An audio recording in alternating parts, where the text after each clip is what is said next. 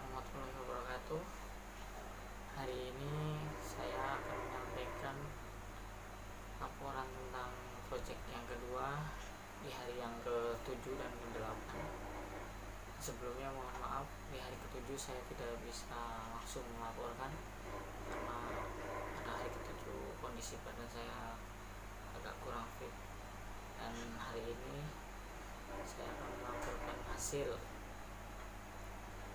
hari ke-7 kita mendapatkan keuntungan sebesar 36.200, dan kemudian alhamdulillah mendapat tambahan dana sebesar 25.000, dan jika dijumlahkan di hari ke-7 kita mendapatkan penghasilan sebesar 61.200, sedangkan di hari ke-8 kita mendapatkan penghasilan sebesar 34.700 rupiah.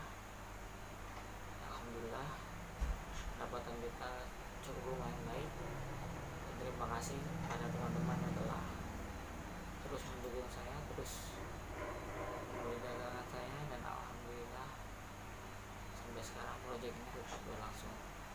Dan teman-teman juga jangan lupa untuk like, share, dan komen berserta subscribe channel ini supaya channel ini jadi lebih berkembang lagi. Terima kasih. Assalamualaikum warahmatullahi wabarakatuh.